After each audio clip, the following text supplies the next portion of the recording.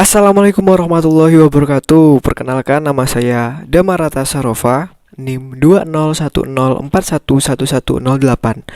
Di sini saya akan menerangkan materi tentang evolusi teori manajemen dan pengertian dari manajemen. Evolusi teori manajemen. Dalam hal ini ada beberapa aspek yang dapat kita bahas, yaitu ada teori manajemen kuno, teori manajemen klasik, aliran perilaku, pendekatan kuantitatif, dan teori manajemen kontemporer. Teori manajemen kuno, sampai tingkat tertentu, manajemen telah dipraktekkan oleh masyarakat kuno, tetapi masih relatif sporadis dan tidak ada upaya yang sistematis untuk mempelajari manajemen tersebut. Teori manajemen klasik, dalam hal ini dapat kita pelajari pendahuluan. Yang kedua ada teori manajemen ilmiah. Yang ketiga ada teori organisasi klasik, yang didahului oleh pendapat dari dua ahli, yaitu ada Robert Owen dan Charles Babbage. Menurut Robert Owen, pada tahun 1771 sampai dengan 1858, Owen berpendapat dengan memperbaiki kondisi kerja atau investasi pada sumber daya manusia, perusahaan dapat meningkatkan output dan juga keuntungan. Sedangkan menurut Charles Babbage, pada tahun 1792 sampai dengan 1871, ia berpendapat bahwa prinsip-prinsip ilmiah dapat diterapkan untuk meningkatkan efisiensi produksi, produktivitas naik, biaya operasi turun, dan Babbage pun merupakan seorang pioner manajemen ilmiah. Kemudian Charles Babbage juga menyebutkan bahwa prinsip-prinsip ilmiah dapat diterapkan untuk meningkatkan efisiensi produksi, produktivitas naik, biaya operasi turun. Babbage merupakan pioner manajemen ilmiah. Teori manajemen ilmiah. Frederick Winslow Taylor pada tahun 1856 sampai dengan 1915, ia disebut juga sebagai Bapak Manajemen Ilmiah. Taylor memfokuskan perhatiannya pada studi waktu untuk setiap pekerjaan. Dan yang kedua ada Henry Elgin pada tahun 1861 sampai dengan 1919. Ia melakukan perbaikan metode pengajian Taylor. Gen juga memperkenalkan sistem penilaian terbuka yang merupakan ide Owen. Gantt chart atau bagan Gantt kemudian populer dan digunakan untuk perencanaannya, yaitu mencatat schedule atau jadwal pekerjaan tertentu. Yang terakhir yaitu menurut Frank B. Gilbert pada tahun 1868 sampai 1924 dan Lillian Gilbert pada tahun 1878 sampai dengan 1972. Keduanya merupakan suami istri yang mempunyai minat yang sama terhadap manajemen.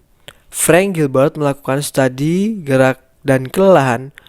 Menurutnya, pergerakan yang dapat dihilangkan akan mengurangi kelelahan. Semangat kerja akan naik karena bermanfaat secara fisik pada karyawan. Lillian Gilbert memberikan kontribusi pada lapangan psikologi, industri, dan manajemen personalia. Ia percaya bahwa tujuan akhir manajemen ilmiah adalah membantu pekerja mencapai potensi penuh sebagai seorang manusia.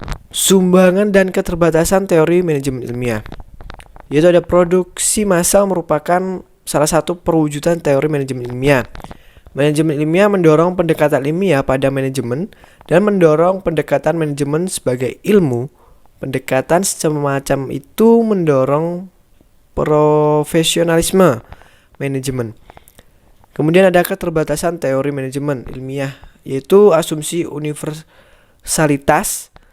Pendekatan manajemen ilmiah bahwa manajemen dapat dipakai untuk semua situasi dan di semua tempat tidak sepenuhnya tepat. Hal ini karena ada beberapa pendekatan yang cocok untuk waktu dan tempat tertentu, tetapi tidak cocok untuk waktu dan tempat yang lain. Teori organisasi klasik. Teori organisasi klasik memfokuskan pada kebutuhan mensistematisasi cara-cara pengelolaan organisasi yang semakin kompleks. ada beberapa ahli, khususnya yaitu ada Henry Fayol pada tahun 1841 sampai dengan 1925. Dia adalah seorang industrialis Prancis yang sering dikenal sebagai bapak aliran manajemen klasik karena upayanya mensistematisir studi manajerial. Fayol membagi kegiatan bisnis ke dalam 6 kegiatan pokok yang saling berkaitan. Yang pertama yaitu ada teknis, memproduksi produk. Yang kedua ada komersial, membeli bahan baku dan menjual produk. Yang ketiga ada keuangan, mencari dan menggunakan dana. Yang keempat ada keamanan, menjaga karyawan dan kekayaan perusahaan. Yang kelima ada akuntansi, mencatat dan mengukur transaksi. Yang keenam ada manajemen. Dari keenam kegiatan tersebut, Fayol memfokuskan pada manajemen karena menurutnya manajemen merupakan kegiatan yang paling terlupakan. Fayol merupakan orang pertama yang mengelompokkan kegiatan manajerial ke dalam A. Perencanaan, B. Pengorganisasian, C. Pengarahan, D. Dan pengendalian. Yang kedua ada Max Weber pada tahun 1864 sampai dengan 1920. Dia merupakan seorang ahli sosiologi Jerman yang mengembangkan teori birokrasi. Menurutnya, suatu organisasi yang terdiri dari ribuan anggota membutuhkan aturan yang jelas untuk anggota organisasi tersebut. Yang ketiga ada Mary Parker Follett. Ia memasukkan elemen manusia dan struktur organisasi ke dalam analisisnya dan muncul dalam teori perilaku dan hubungan manusiawi. Ia percaya bahwa seorang akan menjadi manusia sepenuhnya apabila manusia menjadi anggota suatu kelompok. Follett mengembangkan model perilaku pengendalian organisasi di mana seseorang dikendalikan oleh 3 hal. Yang pertama yaitu pengendalian diri dari orang tersebut, yang kedua pengendalian kelompok dari kelompok, dan terakhir 3 yaitu ada pengendalian bersama dari orang tersebut dan dari kelompok. Yang keempat ada Chester I. Barford, yaitu dia mengembangkan teori organisasi. Dia berpendapat menurutnya orang datang ke organisasi formal karena ingin mencapai tujuan yang tidak dapat dicapai dirinya sendiri. Pada waktu mereka berusaha mencapai tujuan organisasi, mereka juga akan berusaha mencapai tujuan sendiri. Organisasi bisa berjalan dengan efektif apabila keseimbangan tujuan organisasi dan tujuan anggotanya dapat terjaga. Barnard mengakui adanya kelompok informal dalam organisasi yang formal. Sumbangan dan keterbatasan teori organisasi klasik. Sistematisasi yang dilakukan oleh Fayol masih mempunyai pengaruh yang cukup besar pada studi manajemen sampai saat ini. Sistematisasi tersebut memberikan pandangan atau insight terhadap bidang-bidang yang harus dianalisis untuk bidang yang meningkatkan tentang efektivitas manajemen. Teori organisasi klasik dikritik karena nampaknya teori tersebut lebih tepat untuk lingkungan yang stabil, tidak cepat berubah-ubah. Lingkungan bisnis saat ini cepat sekali berubah-ubah, sehingga validitas teori organisasi klasik dipertanyakan. Aliran perilaku ada 2, yaitu pendekatan hubungan manusia atau human relation. Yang kedua ada pendekatan ilmu perilaku. Teori perilaku muncul karena ketidakseimbangan teori klasik dalam memandang organisasi. Mary Parker Follett dan Chester I. Barnard merupakan pioner dalam aliran perilaku. Pendekatan hubungan manusiawi atau human relation. Hubungan manusia pada umumnya mengacu pada suasana kerja yang berasal dari hubungan antara manajer dan karyawan. Efektivitas kerja diharapkan agar terjadi dari suasana kerja atau hubungan manusiawi yang baik. Studi Warner dilakukan di pabrik Western Electro Company dari tahun 1924 sampai dengan 1933. Di Hawthorne, dekat dengan kota Chicago, Amerika Serikat. Studi disponsori oleh General Electric. Studi bertujuan melihat pengaruh tingkat cahaya penerangan di tempat kerja terhadap produktivitas. Hasil yang diperoleh membingungkan. Kemudian Elton Mayo pada tahun 1880 sampai dengan 1949 bersama beberapa koleganya seperti Fritz J. Roethlisberger dan William J. Dickson kemudian masuk ke dalam tim penelitian. Mereka mengambil kesimpulan bahwa kenaikan produktivitas terjadi karena kelompok kerja yang dijadikan studi dan juga kelompok kendali merasa menjadi perhatian karena mereka termotivasi untuk bekerja lebih baik. Sumbangan dan keterbatasan pendekatan hubungan manusiawi. Aliran hubungan manusiawi menyadarkan pentingnya kebutuhan sosial. Ini menyimbangkan konsep lama yang menekankan ekonomi atau rasionalitas manusia. Desain metode dan analisis penelitian yang dilakukan oleh Mayo sampai saat ini masih menjadi kontroversi. Konsep manusia sosial yang dikembangkan ternyata tidak menjelaskan sepenuhnya perilaku manusia. Pendekatan ilmu perilaku. Pendekatan manusia mempelopori tumbuhnya pendekatan baru yang lebih sering dikenal sebagai pendekatan atau aliran perilaku. Beberapa ahli perilaku mengatakan bahwa perilaku manusia didorong oleh kebutuhan untuk mengaktualisasi dirinya sendiri. Sumbangan dan keterbatasan aliran ilmu perilaku. Aliran ilmu perilaku memberi sumbangan yang berarti terhadap pemahaman motivasi individu, perilaku kelompok, hubungan interpersonal dalam kerja, dan pentingnya kerja untuk manusia. Tetapi banyak ahli berpendapat potensi teori ini belum dikembangkan lebih lanjut. Pendekatan kuantitatif. 1. Riset operasional dan manajemen sains. Pendahuluan. Pendekatan kuantitatif untuk manajemen berkembang sejak Perang Dunia Kedua, pada waktu Inggris ingin memecahkan beberapa persoalan yang sangat kompleks dalam perang. Inggris membentuk tim riset operasi atau Research Operation yang dipimpin oleh P.M.S. Blackett. Tim terdiri dari ahli matematika, fisika, dan ilmu lainnya. Beberapa model riset operasional, yaitu ada CPM, Critical Path Method, untuk merencanakan proyek. Yang kedua ada teori antrian, untuk memecahkan masalah antrian. Manajemen operasi merupakan variasi lain dari pendekatan kuantitatif yang lebih sederhana dan dapat diaplikasikan langsung pada suatu manajemen. Beberapa contoh model manajemen operasional. Pertama ada pengendalian persediaan seperti economic order quantity, simulasi, analisa break-even. Yang terakhir ada programasi linear. Manajemen operasi sering disebut sebagai aplikasi dari riset operasi. Sumbangan dan keterbatasan pendekatan kuantitatif. Pendekatan kuantitatif memberikan sumbangan terutama dalam perencanaan yang mengendalikan. Sayangnya model kuantitatif banyak menggunakan model atau simbol yang sulit dimengerti oleh kebanyakan orang, termasuk manajer.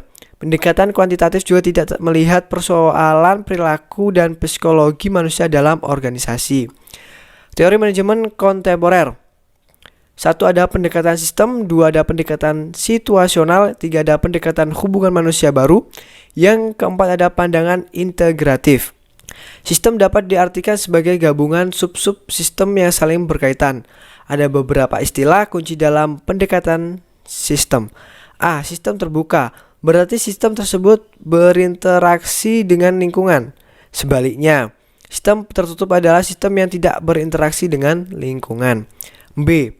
Subsistem merupakan bagian dari sistem. Subsistem saling berkaitan. Perubahan pada salah satu sistem akan mempengaruhi subsistem lainnya. Sinergi. Jika subsistem bekerja sama, hasil yang diperoleh akan lebih efektif dibandingkan apabila bekerja sendiri-sendiri. Batasan sistem. Batasan sistem membatasi sistem dengan lingkungannya. Dalam sistem terbuka, batas tersebut fleksibel, sedang dalam sistem tertutup, batas tersebut kaku. Aliran. Input mengalir ke sistem, kemudian diproses oleh sistem dan keluar sebagai output. Feedback. Feedback atau umpan balik merupakan elemen penting dalam pengendalian. Jika ada sesuatu yang melenceng dari rencana, perbaikan bisa dilakukan.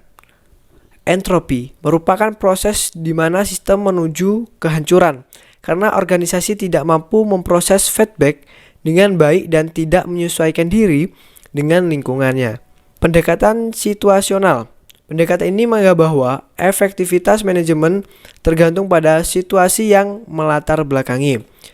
Pendekatan hubungan manusiawi dan baru. Pendekatan ini berusaha mengintegrasikan sisi positif manusia dan manajemen ilmiah.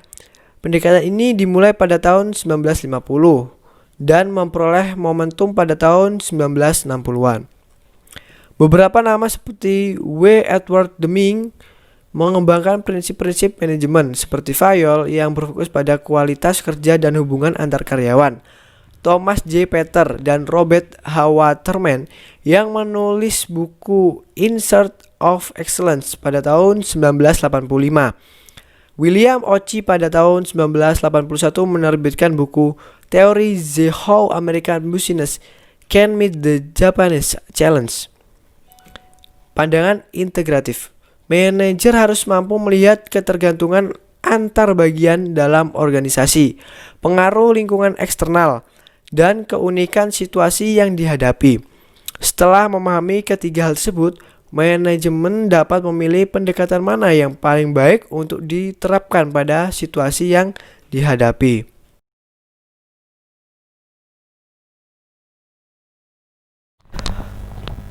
Pengertian manajemen. Menurut Mary Parker Follett menyatakan manajemen adalah the art of getting things done through people, yang artinya manajemen adalah seni dalam mendapatkan sesuatu melalui orang lain. Kemudian menurut Duff 2010, manajemen adalah pencapaian tujuan organisasi dengan cara efektif dan efisien melalui planning, organizing, leading, dan controlling sumber daya organisasi. Kemudian menurut Schermerhorn pada tahun 2010, manajemen adalah proses planning, organizing, leading, dan controlling penggunaan sumber daya untuk menyelesaikan tujuan. Pengertian efektif dan efisien. Efektif adalah mengerjakan sesuatu yang benar, sedangkan efisien adalah mengerjakan sesuatu dengan cara yang benar. Menurut Wibowo pada tahun 2019, efisien adalah menggunakan sumber daya secara bijaksana dan dengan cara efektif. Sedangkan efektif adalah membuat keputusan yang tepat dan dengan sukses mengimplementasikannya. Fungsi manajemen. Menurut G.R. Terry, fungsi manajemen ada 4, yaitu ada planning, ada organizing, ada actuating, dan ada controlling.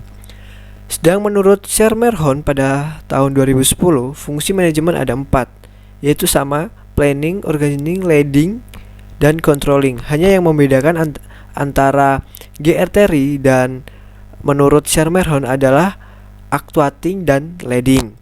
Kemudian menurut Ernest Dalle, fungsi manajemen menyangkut planning atau perencanaan, organizing atau pengorganisasian, kemudian staffing atau penyusunan staff atau penyusunan kerja, directing pengarahan, innovation atau inovasi, reporting penyajian laporan, dan controlling atau pengarahan.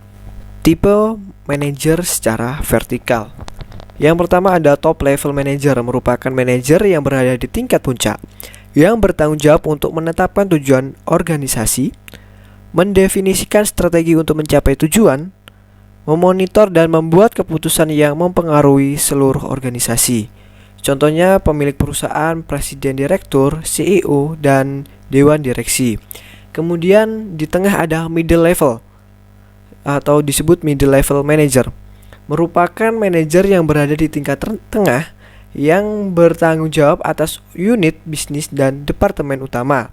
Contohnya departemen head, manager quality, division head, director operation lab. Kemudian yang terakhir ada fish lab manager atau bisa disebut fish level manager, merupakan manajer yang berada di tingkat bawah yang bertanggung jawab secara langsung untuk memproduksi dan memasarkan barang dan jasa. Contohnya adalah first level manager, supervisor, line manager, section chef, office manager, dan lain sebagainya. Keterampilan manajerial. Menurut Wibowo pada tahun 2019, conceptual skill yaitu kemampuan untuk berpikir dan mengkonseptualisasi tentang situasi yang abstrak. Kemudian ada human skill, yaitu kemampuan untuk bekerja secara individu maupun secara tim, termasuk kemampuan untuk memotivasi, memimpin, dan lain sebagainya. Kemudian ada technical skill, yaitu memiliki pengetahuan yang spesifik terhadap suatu pekerjaan. Faktor penting yang perlu dihadapi oleh seorang manajer. Yang pertama yaitu adalah konsumen. Yang kedua adalah sosial media. Yang ketiga adalah inovasi. Dan yang terakhir adalah sustainability atau berkelanjutan. Sekian presentasi dari saya. Kurang lebihnya mohon maaf. Wa taufiq wal hidayah. Wassalamualaikum warahmatullahi wabarakatuh.